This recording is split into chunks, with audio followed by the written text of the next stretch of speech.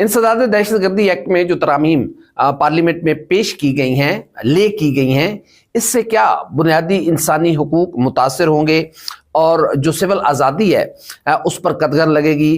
क्या इस कानून से जो सियासी वर्कर्स हैं उनके खिलाफ घेरा तंग किया जाएगा, या वाकई ये मामला सिर्फ और सिर्फ दहशत गर्दी तक रहेगा, जो जराइम पेशा अनासर हैं उन तक रहेगा? क्योंकि खदशात ये मौजूद हैं कि खुदा ना करे कहीं यही जो मुजवजा आईनी तरामीम है या जो नया कानून है ये पॉलिटिकल वर्कर्स के खिलाफ इस्तेमाल ना हो, सियासी मुखालफिन को दबाने के लिए, सियासी मुखालफिन को झुकाने के लिए, सियासी मुखालफिन को तोड़ने के लिए, क्योंकि ये कानून इस्तेमाल ना हो। पिछले 1.5-2 साल में जो कुछ देखा गया है उससे यकीनन शकूक व शुबहात बढ़ते हैं, या फिर ये कहा जाए कि यकीनन दहशतगर्दी का कला कम होगा, दहशतगर्दों को नकेल डाली जाएगी और एक स्ट्रेंथन अंदाज में इदारे जो है वो मौसर तरीके से दहशतगर्दों के खिलाफ घेरा तंग कर सकेंगे। ये कानून दरअसल है क्या, इस पर कुछ गुफ्तगू हम आपके सामने रखेंगे। पाकिस्तान और दुनिया भर में देख रहे और सुनने वालों को उल्फत मुगल का सलाम। आप मेरे यूट्यूब चैनल और फेसबुक पे ही देख रहे हैं। जो इंसदाद दहशतगर्दी एक्ट की शिक 11 की झेली शिक 4E है, उसमें मुजवजा तरमीम पेश की गई है और इस मुजवजा तरमीम के तहत मुसल्लह अफवाज और सिविल जो इदारे हैं वो जराइम पेशा अनासिर को 3 माह तक अपनी हिरासत में रखने का इख्तियार होगा। इसके बाद जबकि मुल्क की सलामती, दिफा और अमन व आमा से मुतालिक जराइम पर सिक्योरिटी इदारे किसी भी शख्स को 3 माह तक अपनी हिरासत में रख सकेंगे। मुजवजा तरमीम के मुताबिक तावान, भत्ताखोरी, टारगेट किलिंग और अगवा से मुताल्लिक जुर्म पर 3 माह से जेर हिरासत रखा जा सकेगा।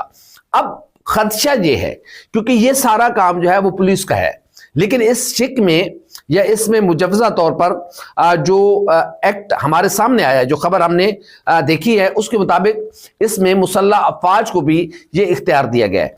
अब देखिए, किसी शख्स पर भत्ताखोरी का इल्जाम लग सकता है, किसी शख्स पर अगवा बराए तावान का इल्जाम लग सकता है, टारगेट किलिंग या इस तरह की चीजें, ये चीजें हो सकती है।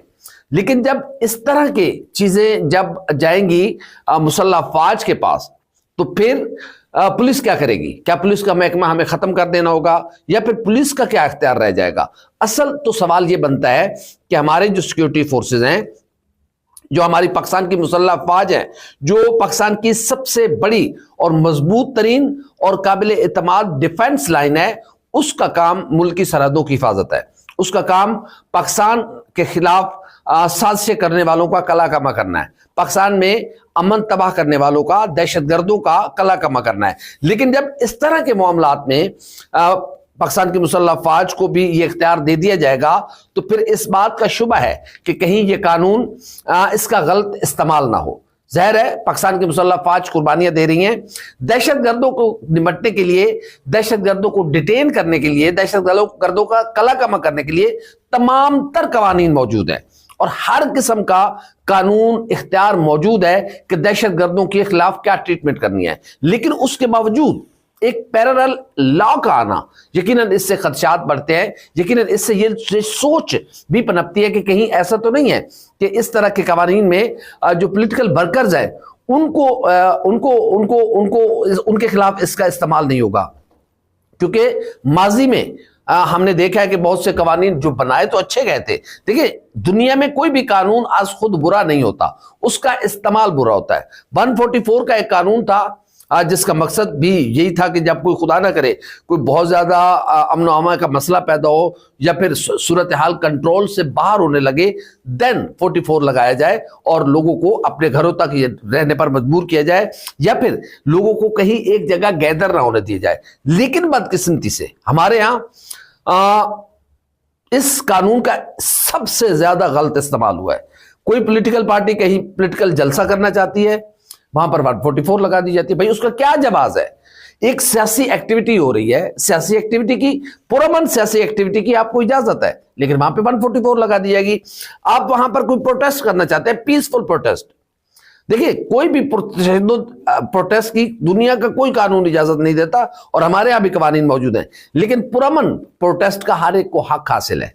हमारे यहाँ क्या होता है कि एक पॉलिटिकल फोर्स, कोई भी पॉलिटिकल फोर्स, हम किसी को بغیر نام لیے کہہ رہے ہیں کہ کوئی بھی پولیٹیکل فورس جب پرامن اپنا احتجاج کا حق استعمال کرنا چاہتی ہے تو وہاں پر 144 لگا دی جاتی ہے. تو اس لیے ہمارے ہاں یہ بات روایت بن چکی ہے, ہماری یہ عادت بن چکی ہے کہ قوانین کا غلط سے غلط استعمال ہم کرتے ہیں. دوسری بات یہ کہ اس قانون کو اسپیسیفک ایریاز میں لے کے جایا جائے. اگر آپ نے انسداد دہشت گردی کا جو ایکٹ ہے اس کو واقعی امپلیمنٹ کرنا ہے اور بھرپور انداز میں کرنا ہے, ریاست کی ریٹ منوانی ہے, تو پھر اس کو شورش زدہ علاقوں میں, جہاں پر بلوچستان میں دیکھیں دہشت گردی کے آئے روز واقعات ہو رہے ہیں, مزدوروں کی ٹارگٹ کلنگ کی جا رہی ہے, مختلف مذہبی بنیادوں پر لوگوں کو شناخت کر کے ان کی ٹارگٹ کلنگ کیا جا رہا ہے. خیبر پختونخوا اور سابق فاٹا میں جو کچھ ہو رہا ہے جہاں پر وہ دہشت گردی کے واقعات ہو رہے ہیں, وہاں تو یہ چیز ٹھیک ہے کہ آپ دہشت گردوں کو پکڑیں, دہشت گردوں کو ڈیٹین کریں, ان کی انٹیروگیشن کریں, ان کو قانون کے کٹارے میں لے کے آئیں. لیکن جب اس کا پورے ملک پر اطلاق ہوگا تو پھر کیا بعید نہیں ہے کہ اس طرح دیکھیں انسداد دہشت گردی کی عدالت میں کون کون سے کیسز چل رہے ہیں. سنم جاوید, عالیہ حمزہ کے کیسز آپ نے دیکھے انسداد دہشت گردی کی عدالت میں چل رہے تھے, اور پھر وہ جس دن لاہور میں تھی وہ ایٹ اے ٹائم وہ میاں والی میں بھی تھے, وہ سرگودا میں بھی تھے, وہ گجرات میں بھی تھے, وہ گجراوالا میں بھی تھے. یہ تو پھر مذاق بن کے رہ جائے گا قانون. اور ہم نے اپنے ملک کو اب خدا کے لیے مذاق نہیں بنانا, بلکہ ہم نے جو جرائم پیش عناصر ہیں, ظاہر ہے پاکستان کی جو پنجاب پولیس ہے, سندھ پولیس ہے, میں ایک بات کرتا ہوں کہ سندھ پولیس نے کے پی ایک الگ دہشت گردی کی سچویشن تھی, سندھ اور کراچی دہشت گردی کے ایک الگ وہ ٹائپ آف ٹیررزم تھا. لیکن سب سے زیادہ جو پولیٹیکل ٹیررزم میں جو سب سے زیادہ مبینہ پولیٹیکل ٹیررزم جس میں سب سے زیادہ قربانیاں سندھ پولیس نے دی, لیکن کیا ہوا, اس کے پیرالل ایک فورس کھڑی کی گئی, وہاں پر رینجرز لا کے بٹھا دی گئی. پولیس کبھی سٹرینتھن ہو ہی نہیں سکی سندھ کراچی پولیس. جو کیا کسی کو نہیں علم تھا کہ کون بوری بند لاشیں کر رہا ہے؟ کیا کسی کو اس بات کا علم نہیں تھا کہ کراچی میں کون کیا کر رہا ہے, کس طریقے سے لوگوں کے ساتھ کیا ٹریٹمنٹ کی جا رہی ہے, کون سا مسلح گروپ جو ہے وہ پولیس افسران کو ٹارگٹ کر رہا ہے, کون وہ جو کراچی آپریشن کے جو عام ترین لوگ تھے ان کو چن چن کر کس نے اپنے راستے سے ہٹایا, یہ کوئی نہیں جانتا تھا. لیکن وہاں پر ظاہر ہے پھر وہاں پر ریاست نے وہ کام نہیں کیا جو اسے کرنا چاہیے تھا. اسی طرح قانون موجود ہیں لیکن قانون کا استعمال نہیں کیا جاتا, جہاں کرنا ہوتا ہے وہاں نہیں کیا نہیں جاتا, جہاں نہیں کرنا ہوتا وہاں پر کیا جاتا ہے. تو اس لیے اس بات سے زیادہ شبہ یہی ہے. دیکھیں آج مسلم لیگ نون میں نہیں سمجھ رہا کہ حکومت کیوں اس طرح کے قوانین بنا رہی ہے اور کیوں اس طرح کی چیزیں کر رہی ہے. پہلے دہشت گردی کے لیے کوئی بھی پاکستانی دہشت گردوں کو نہ قبول کر سکتا ہے نہ قبول کرنا چاہیے. دہشت گردوں کے خلاف ہمارے مسلح فوج کے جوان دن رات قربانیاں دے رہے ہیں, اور میں نے ایسی بہادر اور قابل فخر مائیں دیکھی ہیں جنہوں نے اپنا اکلوتا بیٹا اس مٹی پر نچھاور کر دیا, لیکن فخر کے ساتھ اپنے بیٹے کا لاشا اٹھایا اور فخر کے ساتھ کہا کہ میں خوش نصیب ہوں کہ میرا بیٹا اس مٹی کے کام آیا. تو یقیناً ہمیں دہشت گردوں سے نمٹنا ہے, لیکن ہمیں سول آزادیوں کا بھی خیال رکھنا ہے. اس سے یہ شکوک و شبہات موجود ہیں کہ خدا نہ کرے کہ کہیں ظاہر ہے حکومت بھی ایسا کر سکتی ہے کہ آپ اس پر دہشت گردی کا دفعہ کے خلاف پرچہ کاٹیں اور پھر اس کو ڈیٹین کر دیں. جو بھی اگر ہم نے دہشت گردوں کا کلا کما کرنا ہے تو دہشت گردی کے خلاف پوری ایک ہم نے کئی آپریشن لانچ کیے ہیں, اور الحمدللہ پاکستان کی مسلح فوج نے سکسیسفل وہ آپریشن کمپلیٹ کیے ہیں.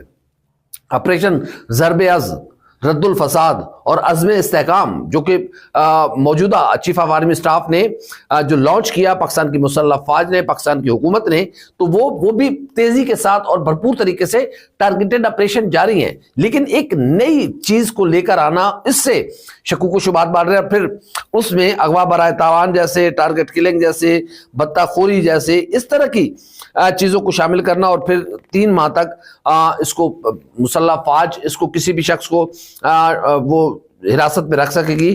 تو اس سے یقیناً میرے خیال میں اپنی پولیس کو سٹرینتھن کیا جائے.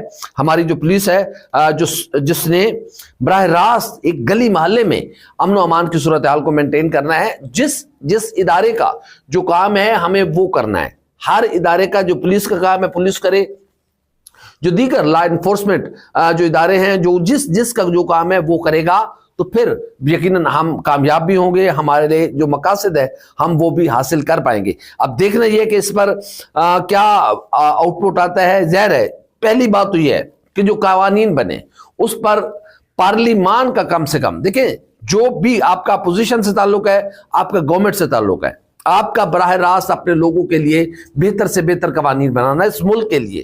لیکن جب آپ زور زبردستی سے قوانین بناتے ہیں، رات کی تاریکی میں بناتے ہیں، تو وہ قوانین پھر از خود بھلے جتنے بھی اچھے ہوں وہ مشکوک ہو جاتے ہیں۔ 26ویں آئینی ترمیم میں کیوں مولانا فضل الرحمان نے کہا کہ ہم نے کالے ناگ کا وہ جو زہر تھا اس کو نکال دیا؟ وہ کیا زہر تھا؟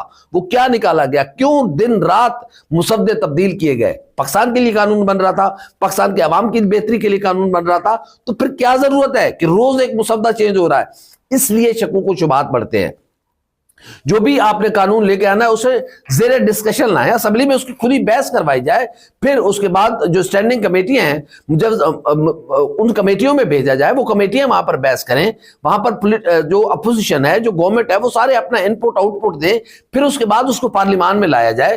لیکن ہمارے یہاں یہ ہوتا ہے کہ پہلے بندے پورے کرو، ڈرافٹ تیار کرو، اور پھر اس کے بعد اگر تو یہ سارا کچھ اسی طریقے سے ہونا ہے تو پھر یہ قوانین خود بخود بے اثر ہو جاتے ہیں۔ ہمیں اپنے قوانین ایسے بنانے ہیں کہ ہم جرائم پیشہ عناصر کے خلاف پولیس کو اسٹرینتھن کریں، جو جرم کرے پولیس اس کو رگڑ کے رکھ دے، جو اغوا برائے تاوان میں ملوث ہے، جو بھتہ کس کو نہیں پتا تھا کہ کراچی میں کون بھتہ لیتا ہے، لیکن اس وقت تو وہاں کسی نے کوئی ایکشن نہیں لیا۔ کیوں نہیں لیا؟ یہی تو دراصل ہمارے یہاں پرابلم ہے۔ سب کو پتا ہے کہ کہاں، دیکھیں ایک ایس ایچ او کے بغیر کسی تھانے کے ایریے میں ایک ایس ایچ او کے بغیر چڑیا پر نہیں مار سکتی، لیکن کیا کبھی کسی حکومت نے ایس ایچ او کو ذمہ یہ لگایا کہ جو بھی جرم ہوگا اس کا ذمہ دار براہ راست تم ہوگے؟ لیکن ہمارے یہاں تھانے بکتے ہیں، پیسے دیں آپ ایس ایچ او لگ جائیں، آپ چوکی انچارج لگ جائیں۔ جب تک ہم رشوت خوری سے باہر نہیں نکلیں گے، دیکھیں معذرت کے ساتھ ہم نے پیسے کو خدا سمجھ لیا ہے، پیسے کو ہم نے دنیا کا سب سے بڑا مقصد بنا لیا ہے۔ پیسہ مقصد نہیں ہونا چاہیے۔ انسانیت کا احترام، انسانیت کی خدمت مقصد اور مطمع نظر ہونا چاہیے۔